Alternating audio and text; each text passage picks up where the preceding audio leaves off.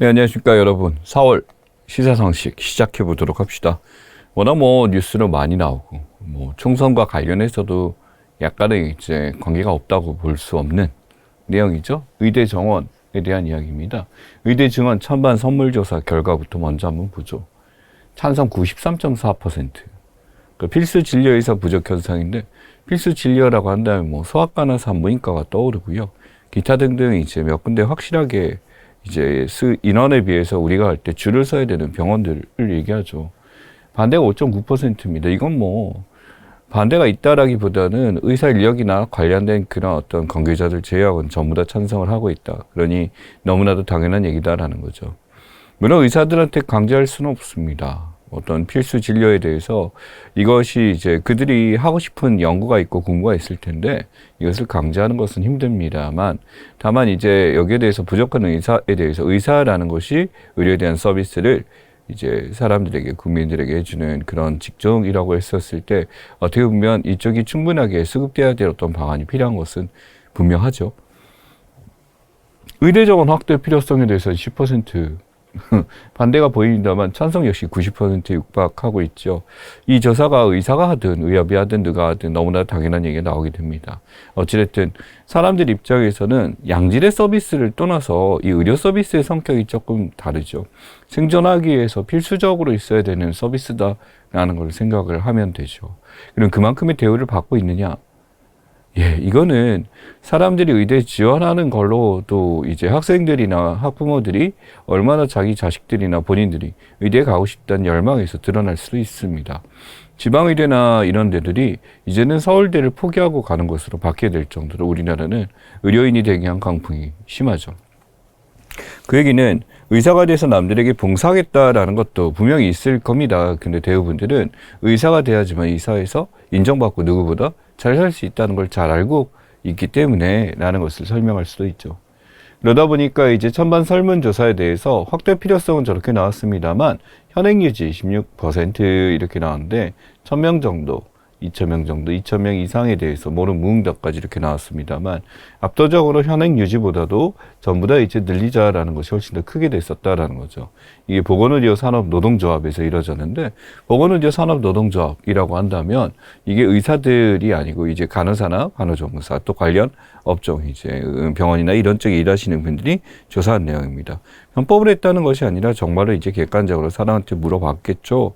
그래서 여기서 일어난 내용에 대해서 파악하자면 적어도 국민들의 대부분은 지금 의사가 더 필요하다라는 것에 대부분 다 동의를 하고 있다. 100명도 안 되는 사람들이 여기에 대해서 반대하고 있다라는 걸 알 수가 있어요. 그러다 보니까 우리나라 의사 수가 그럼 많은가 적은가에 대해서도 생각을 해봅니다만, 우리나라 이제 평균 의사 수라고 했었을 때 이 전국 평균이라는 것에 대해서 다른 데 비해서 많냐라고 한다면 선진국에 비해서 이제 비슷한 나라도 있고 그렇지 않은 나라도 분명히 존재하게 됩니다. 그렇기 때문에 실제로 이제 처명당 기준 3.7명이다라고 한다는 것은 이제 전국 평균이에요. 그러면 이게 어디에 쏠려 있냐라고 했을 때 수도권에 대부분 다 쏠려 있기 때문에 지방 같은 데서는 어떤 의료 서비스를 받기 위해서 굉장히 발품을 팔아야 되는 경우, 또 굉장히 대기를 해야 되는 경우도 분명히 존재한다라는 거죠. 그러니 그러한 균형적 수급을 위해서 지금 이들을 증언하자라는 이야기가 나오게 된 겁니다. 그래서 여기서 의료계 입장은 당연히 첨예하게 대립할 수밖에 없죠. 절대 부족하다. 국민국가에 불가피한 결정이다. 국민들 입장에서는 당연히 요구하는 것이 맞았고, 이것을 강제하는 건 쉽지가 않았습니다. 의사 부족. 평균 16만 명에 비해 절대적으로 부족하다라고 지금 나와 있죠. 그래서 기본적으로 이제 세계 평균이다 이런 면에서 많이 부족한 나라. 지역 간 의료 서비스 격차 너무나 심해졌다. 이게 더 중요해요.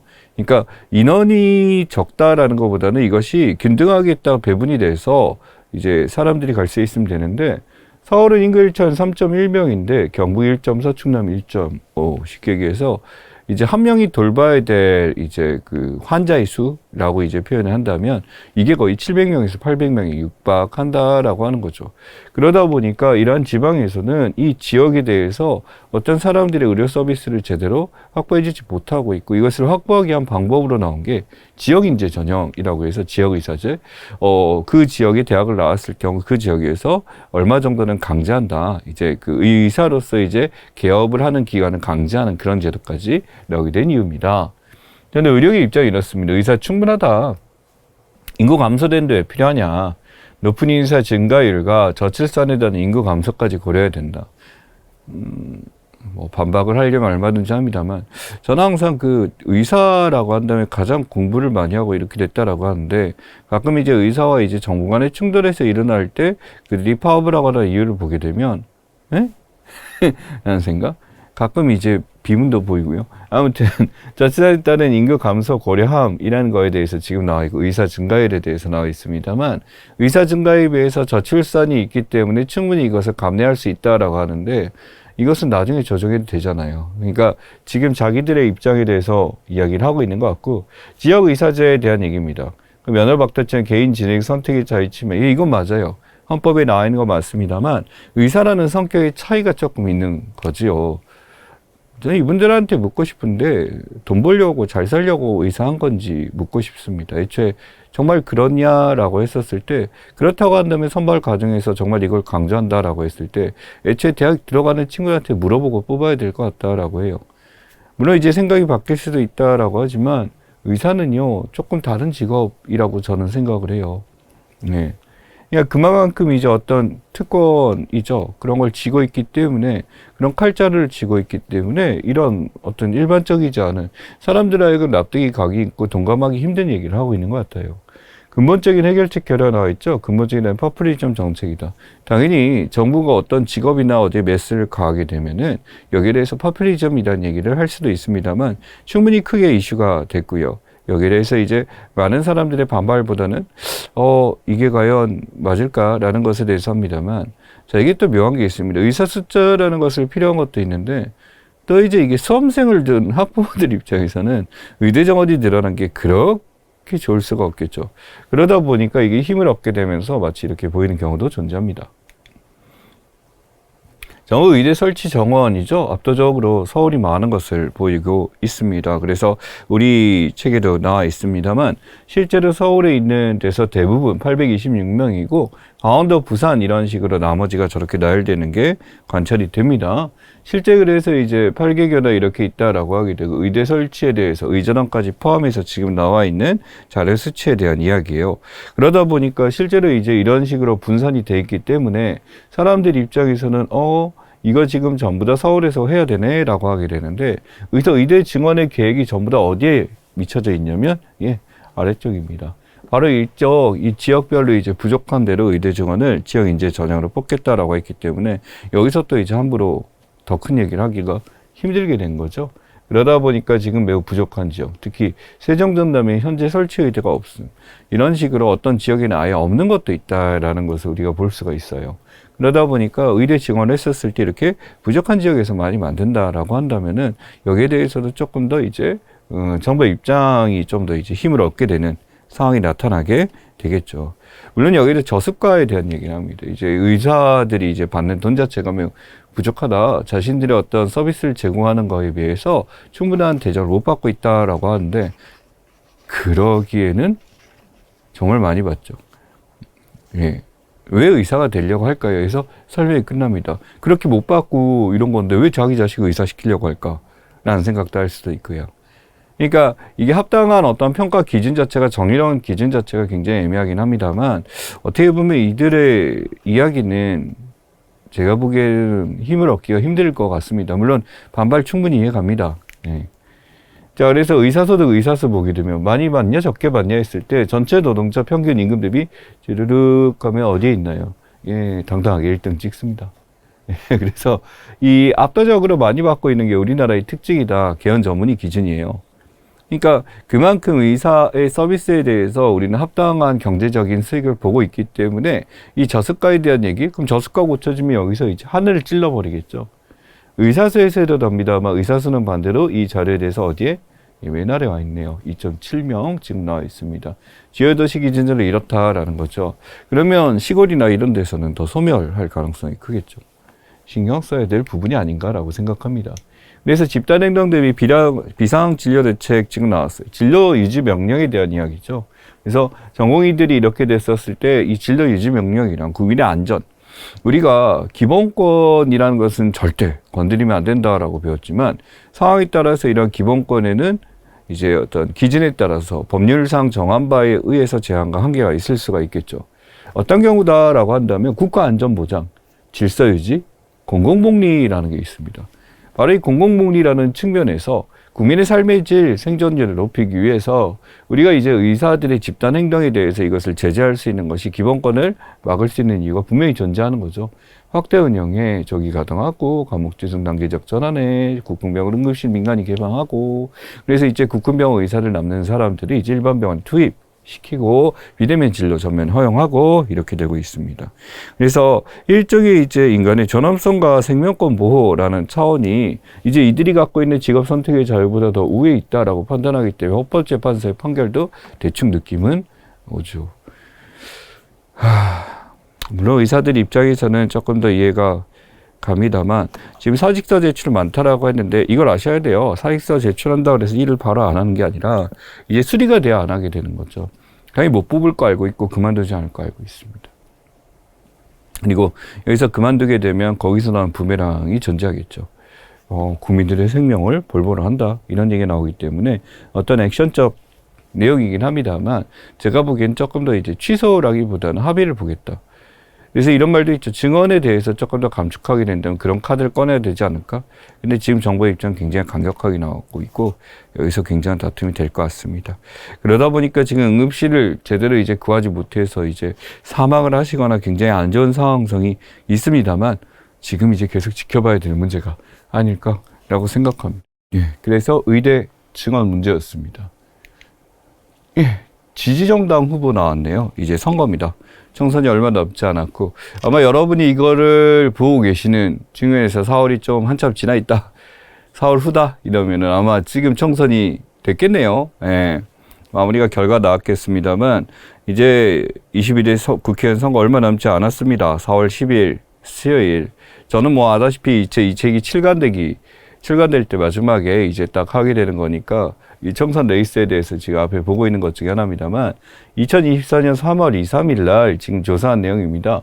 국민의힘에 대해서 지금 조사한 것이 43%이신데 더불어민주당에 대해서 추사하는 게 이렇게 떨어졌다라고 지금 하게 되고 지지정당 후보가 무당층이 이렇게 증가했다라고 해서 이거 3월 초거든요.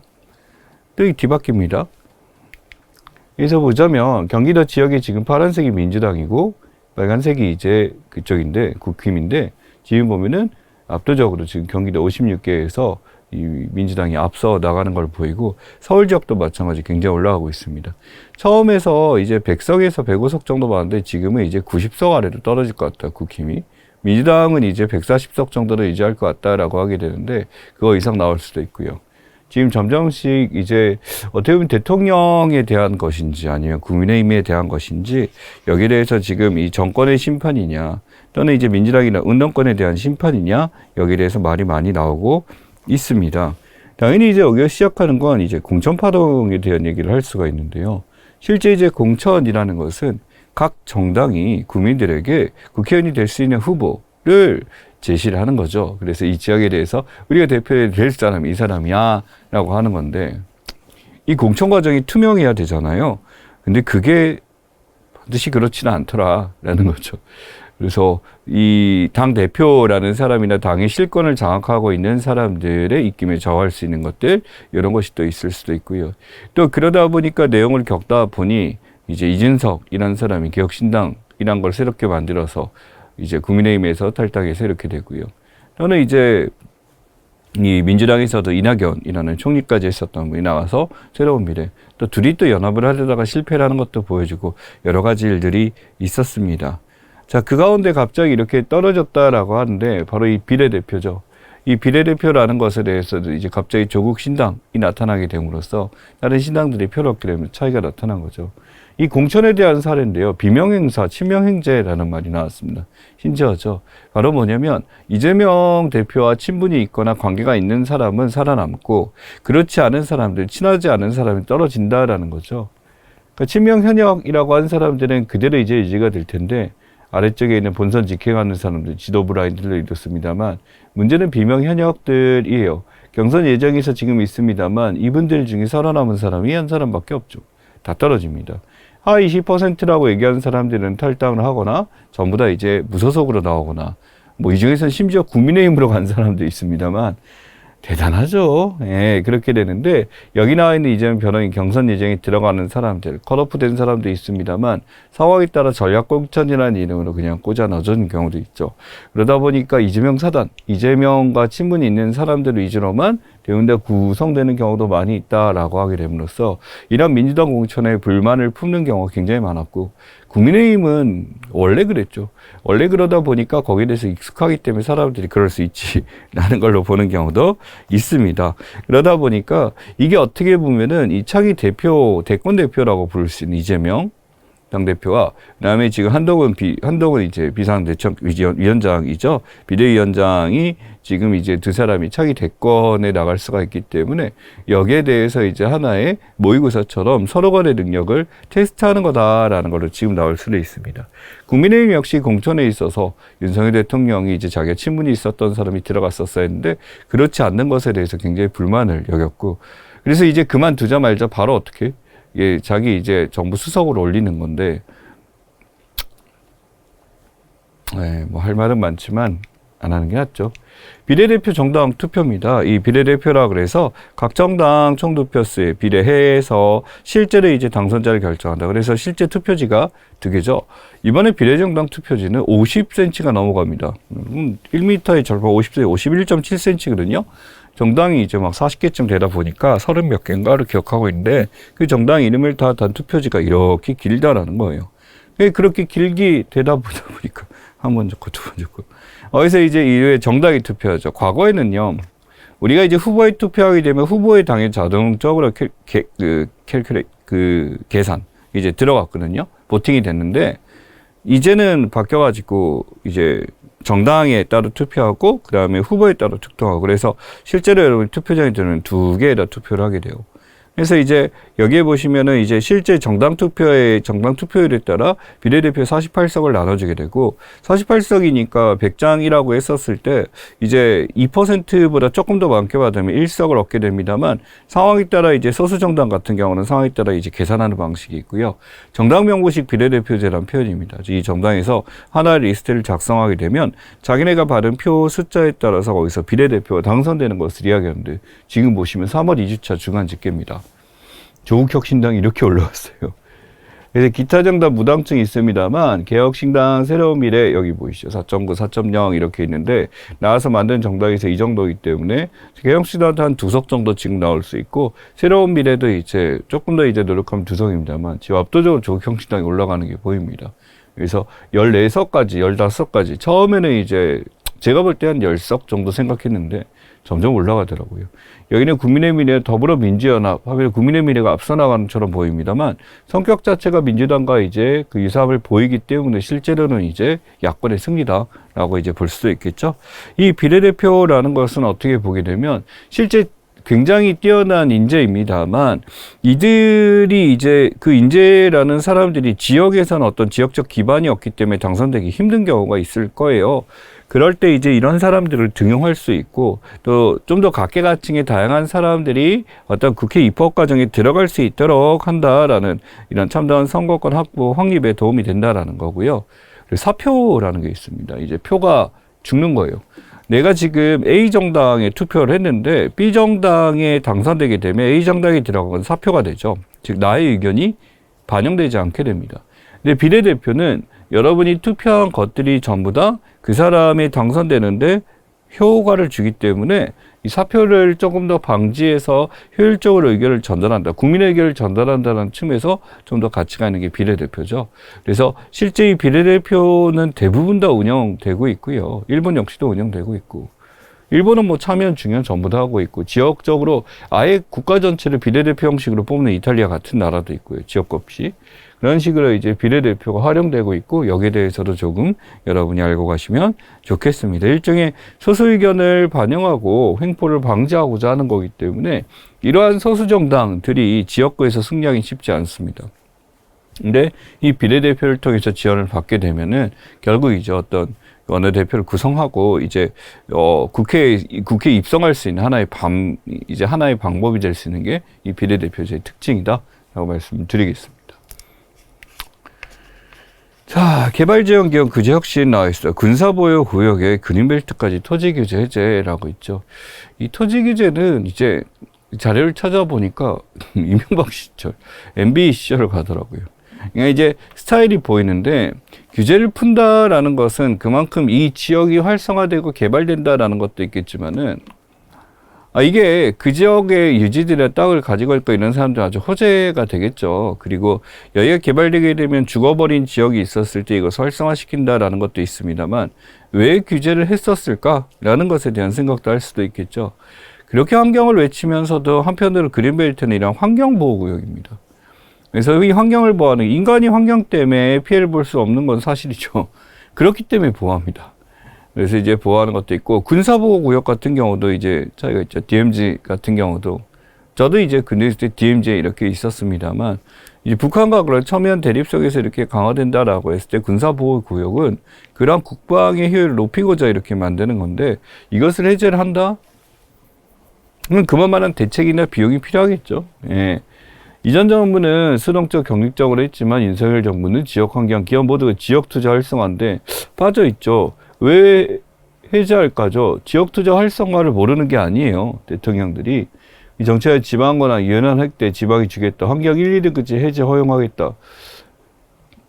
자, 여기 나오면 환경 1, 2등급제예요. 환경 1, 2등급제 의미 자체가 뭐냐면 이것을 이제 상서원이라든지 기타 이제 생태 자원들에 대해서 보호할 가치가 있는 지역들인데 이것을 이제 개발해서 가겠다라고 하는 거죠. 그러다 보니 이러한 규제에 대해서 토지 이용 규제 신설 원칙적 금지 이제 더 이상 규제 못하게 했던데 한국의 땅덩어리를 전부 다 개발해서 아파트를 짓고 건물을 짓게 되는 거죠. 물론 경제 활성화에 도움을 되겠지만 이후에 들어온 파장에 대해서는 생각해야 됩니다. 한스 요나스라는 학자는 어떻게 보면 지금 우리가 갖고 있는 기술이나 이런 것들에 대해서 우리가 미래 세대에 대한 책임을 져야 된다라는 책임 윤리학자거든요. 실제 우리가 이런 개발을 통해서 나가나갈 때 얻을 이득은 분명히 명백합니다. 그런데 여기서 얻게 되는 우리에게 주는 이득들을 생각해 보면 이것도 조심해야 될 부분이 아닐까라는 것을 고민해야 되죠. 그래서 이 그린벨트 지정 현황을 보게 되면 실제로 2020년 12월 기준입니다. 이런 식으로 7대 대도시권에 이렇게 있었는데 지금 이러한 것들이 이제 대부분 다 이제 풀려지게 된다라고 하는 거죠. 그래서 1, 2등급제 해제하게 되면 이게 국제협약이나 기타 등 환경보호를 해서 우리가 약속해 왔던 것들이 있는데 이런 것들이 이제 망가지게 됩니다. 그래서 이 자연공존 지역이라고 해서 지금 보자면 사회권 보호시설을 늘리고 유입지시물 대상지상에 가서 이런 거는 이제 우리 생태계를 파괴하는 것들 이제 없애버리는 것들 황석개굴이나 이런 것들이고요. 생태계 서비스 질 탐방 인프라도 확충해서 조금 더 환경 친화적으로 이제 가자는 게 자연공존 지역이고 이게 세계 협약을 통해서 이루어진 내용인데 이것이 한꺼번에 무너지게 되는 것이 나오게 됐죠. 그래서 이제 예를 들어 강남 지역 이제 우면산 터널 뚫린데 그쪽 지역 개발 같은 경우는 결국 강남에 땅 가진 사람들이 아주 그냥 땅값이 막 몇 배씩 뛰어오르게 되거든요. 그럼 건물 짓고 돈 벌겠죠. 이제 그것 때문에 활성화되다 보고 GDP가 늘어나니까 마치 그런 포장을 하게 되겠지만 저는 뭐 환경 지상주의자는 절대 아닙니다만 환경을 보호하기 이전에 그래도 최소한의 우리가 해야 될 것은 있지 않을까라는 것들을 생각해야 될 것 같습니다. 자, 이제 건국전쟁이고요. 여기 사진에 있으면 전환길이라는 굉장히 유명한 선생님이죠. 예전에 이제 사실은 이제 그 국사에 대해서 고등학교 중심으로 가르치다가 이제 공무원 쪽으로 하시면서 거의 일타 강사라는 이름을 갖고 있는데 이분이 건국전쟁에 대해서 이제 보고 사진을 찍어 놓은 장면입니다. 근데 이 사람의 입장에서 저는 뭐 나쁘다고 저는 생각 안 해요.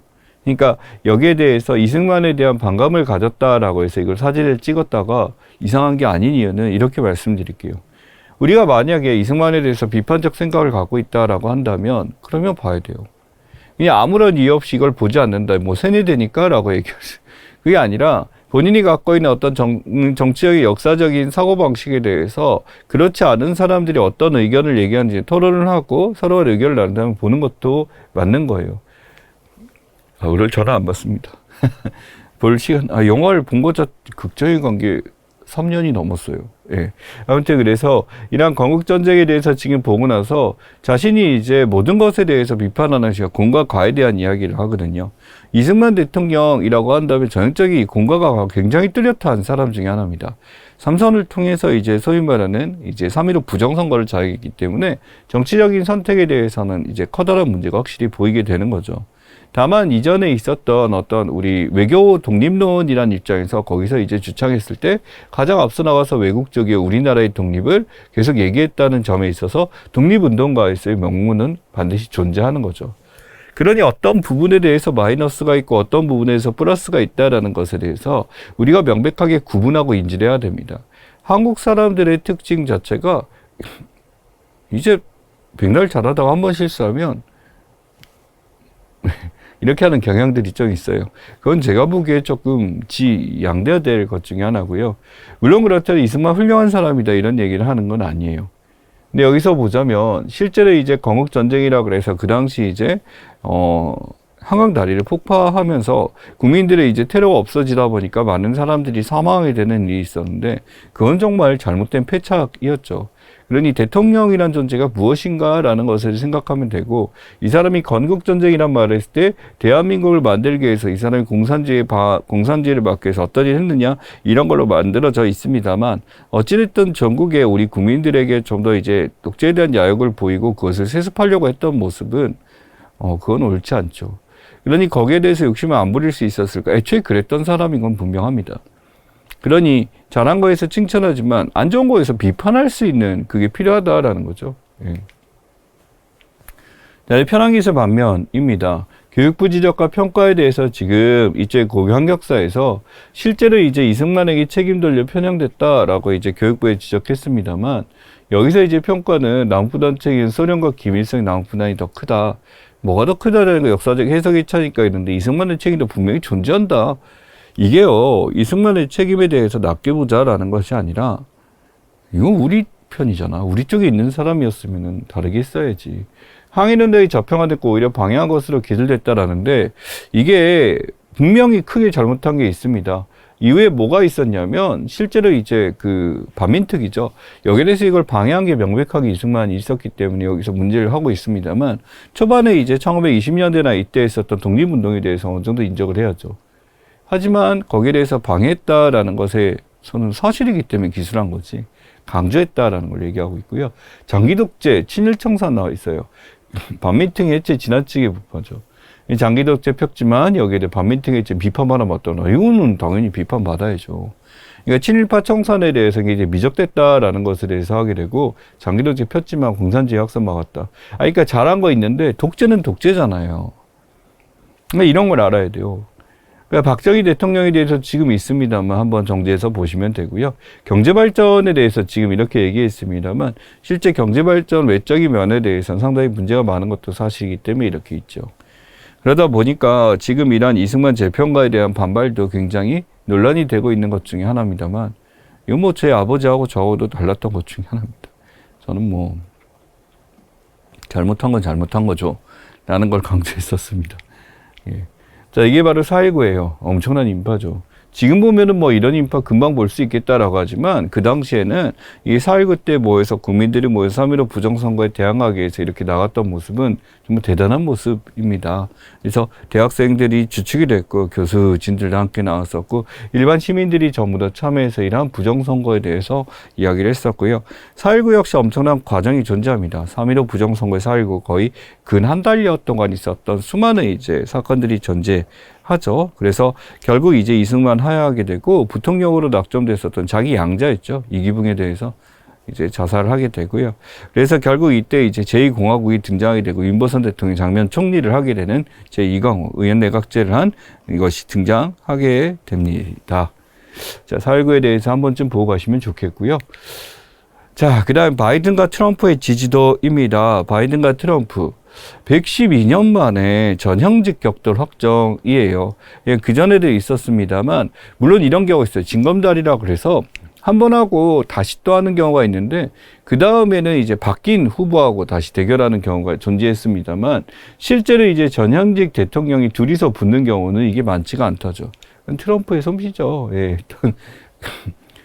4년 만에 이제 중간 점검을 거칠 때 이걸 통과를 못한 케이스잖아요. 그래서 문제가 많이 있고 했습니다만, 실제 바이든 트럼프 지지도 보게 되면, 수치로 보게 되면, 예, 지금 박빙에서 거의 높게 나옵니다. 퀴니피엑대를 제외하고는 전부 다 이제 근소하게 지금 트럼프가 앞서는 걸로 나와 있습니다. 근데 또 이제 시간이 지나게 되면은 여기서 다시 돌아가게 되면 지금은 조 바이든이 또 앞서 나가는데 미국의 선거 자체가 독특해요. 그래서 이게 바로 뭐냐면 실제 국민들의 지지도와 이제 이 표에 따라서 어떤 지역에서 선거인단을 꾸려서 인용하기 때문에 실제 받은 표 숫자가 트럼프가 많아도 바이든이 당선됐어요. 옛날 부시 사례도 그랬거든요. 이번에도 비슷하게 일어날 수가 있습니다. 즉 몰아서 이렇게 막 지지자가 있는 것보다 균등하게 근소하게 이렇게 계속 이기는 게 훨씬 더 좋거든요. 야구로 설명하려면 이런 겁니다. 리그로 했었을 때 어떤 팀이 100점을 냈고 어떤 팀이 50점을 냈지만 예를 들어 이 50점을 낸 팀이 훨씬 더 승률이 높을 수도 있다라는 거죠. 왜냐면 이게 단계별로 하기 때문에 한 게임에 20점, 30점 내고 이 사람은 맨날 2대1, 3대2 이렇게 이겼어. 1점 차로. 그럼 50점 나온 팀이 훨씬 더 이기게 되는 거죠. 그것처럼 이 선거인단을 뽑아서 하기 때문에 이 미국이란 것도 이제 이것만 갖고는 파악할 수가 없다라는 거예요. 그래서 미 공화당 경선인데 이쪽 공화당 경선 같은 경우도 지금 보게 되면 트럼프 헬리라 그래서 헬리가 이제 포기를 한 상태고 이제 트럼프의 사실상 당선이다라고 얘기하고 있습니다. 그래서 과반을 하게 되고 3월 5일 스파울린 874명 배정해서 이쪽에서 이제 전당대 대선 후보까지 선출하게 됩니다만 이제 헬리가 포기를 했고 이제 트럼프에게 실어줬기 때문에 트럼프가 이쪽에 후보로 나온다라는 것은 명백하게 이루어진 사실이다라는 거예요. 바로 여기 슈퍼 화요일이 있습니다만 이 슈퍼 화요일이 가장 대표적인 당 대회를 이야기합니다. 전당대회죠. 그래서 어떤 예비 선거를 통해서 이제 후보를 결정 짓게 되는 것 중에 하나다. 그래서 대선 후보 흑정에 필요한 인구 1215명이라는 거 전체 대의원에 이것을 이제 확보를 했기 때문에 결국 이제 트럼프가 지금 승리를 하게 됐다라고 기억하시면 됩니다. 자, 그래서 실제로 이제 슈퍼화요일 경선 결과입니다. 트럼프 같은 경우 지금 보면 모든 면에 있어서 있는데 여기 보면 버몬트 주 제외하고는 전부 다 트럼프가 승리한 걸로 지금 나오고요. 여기서 조 바이든 같은 경우 이제 모든 지역에 대해서 지금 받고 있는 득표율 자체가 굉장히 높게 나오고 미국령 사모아, 서사모아 이제 동사모아 있죠. 그 지역만 제외하고는 전부 다 확보 대연수가 이렇게 나와 있습니다. 그래서 이제 이 후보로서 대선 후보로서 이제 자격을 거치게 됐었고 어찌됐든 간에 여기서 이제 나타나게 되는 것은 실제로 이제 수치 자체가 이것보다 높아지면서 결론이 나오게 됐었죠. 그래서 선관위에서 이제 이루어졌습니다만 이게 7번째 리턴 매치라고 합니다. 이전에 대통령들이 다시 한번 붙은 경우가 이전에 있었습니다만 이게 7번째로 이렇게 있게 되는데 어찌됐든 결론은 둘 다 이제 80세, 70세 후반에 최고령 대통령이 이제 나오게 된다라는 거죠. 그런 사례가 지금 될 수 있다라는 걸 기억하시면 됩니다. 자, 그 다음에는 태아 선거인별 고지금지인데 저는 이제 헌법 불합치 판결이 이전에 우리가 얘기해달 그런 거 아니에요. 예. 뭐가 보이나요? 이렇게 물어서 얘기를 했었습니다만 공공연히 이제 산부인과에서는 자식의 어떤 성별에 대해서 이제 애들러서 이제 표현해서 얘기해 준 경우가 있었는데 그게 문제가 안 된 게 수치가 보여줍니다. 바로 뭐냐면 이게 왜 있었냐라는 거 한번 생각해 보죠. 바로 남아 선호 사상이었을 겁니다. 그래서 여성에 대한 차별에 대한 의식이 남아 있었던 과거에 만든 법이었고 그러다 보니까 여아를 낳게 되면 아들 낳을 때까지 계속 낳고 심지어 낙태까지도 서슴지 않았던 그런 사례도 있었던 거죠. 그러다 보니까 성관변 금지 조항을 만들게 됐고 이제 태아 성별에 대해서 헌법소원까지 청구를 하게 되는 상황이 나타나게 됩니다. 그래서 상대적으로 면허 정지까지 이렇게 하게 되니까 헌법소원 청구를 하게 되죠. 헌법 불합치가 나오게 됩니다. 성별에 대해서 지금 얘기했을 때 이런 헌법 불합치라는 것은 결국 이것이 헌법이 불합치하고 이걸 물어볼 수 있다라는 거거든요. 이게 평등에 대해서 이제 이런 건데 지금은 이제 바뀌었죠. 바로 뭐냐면 대부분의 부모들이 자식을 낳았을 때 하나만 낳는다면 누구를 원한다? 여성입니다. 이게 66.7%에 70%까지 육박하게 있고 입양 쪽에서는 더 커요. 입양을 하는 쪽에서는요. 지금 남아있는 아이의 78%가 남자아이들입니다. 그러니까 지금은 이제 대부분 다 내가 자식을 낳아서 기른다면 우리 자식의 성별은 뭐가 됐으면 좋겠다? 여성이에요. 그러니까 남아 선호 사상이 아니라 이제는 압도적으로 뭐가 나타난 거야? 여아 선호 사상이죠. 기르기 편하다 이런 것도 있을 거고요. 여자가 필요하다, 성장하는데 이런 얘기도 하고요. 또 사회적으로 나갔을 때 여성이라는 것이 어떤 피해를 주고 힘드냐? 그런 면도 이제 거의 사라졌다라는 거죠. 거기에 대해서 지금 얘기할 수 있고 32주 이전 태아 성관변 금지하는 헌법소원 청구가 됐고 위헌 결정 2024년 2월에 드디어 나오게 됩니다. 그래서 여기 보면은 아들은 하나가 있어야 된다가 30%인데 딸이 하나는 있어야 된다가 55%. 실제로 이런 수치가 나타 2021년에는 훨씬 더 이제 크게 나타났습니다만 이 감소 수치가 일로 이렇게 간 게 아니라 둘 다 감소했죠. 그러니 상관없다라는 얘기가 지금 나타나게 된 겁니다. 그러니 여기서 지금 보게 되면 거의 2배 육박하는 이런 수치로 지금 나타나고 있습니다만 대부분 다 이제 자식을 기르는 부모 입장에서는 딸이 더 선호되는 현상이 지금 있는 거죠. 특히 자녀 희망 성별 보면 지금 나오죠. 이제 이전에 이제 실내스진에서 2021년에 조사한 겁니다만 66.2%입니다. 아들의 2배. 지금 이런 상황에서 성별고지 금지에 대해서 뭐 제 입장, 뭐 개인적인 겁니다만, 뭐가 보이네요 라고 말씀하셨어요. 그래서 이제 고추죠. 예, 부인하고 저, 둘 다 놀랐습니다. 예, 좋다라는 표정보다는, 예, 저희도 이제 딸을 압도적으로 선호했거든요. 자, 이런 것들이 어떻게 되다 보면 낙태 처벌 근거에 의해서 성가불력이 낙태를 부추길 수 있다라는 우려도 있다라고 하는데, 예, 절대 그렇지 않습니다. 이건 많이 바뀐 거고, 전통 유교에서 있었던 남한 선호 사상이 확실하게 우리나라는 확실하게 감퇴된 거고, 이건 비단 우리나라뿐만이 아니라 대부분 다 지금 있는 전 국가적으로 나타난 상황이기 때문에 이 여성에 대해서 이제 선호한다라는 것들은 어찌 더 크게 나타난 게 아닐까라고 생각합니다. 굵직굵직한 6번까지 우선 다뤘고요. 조금 쉬었다가 이제 이어있는 7번 민생 토론의 파트에 들어가도록 하겠습니다.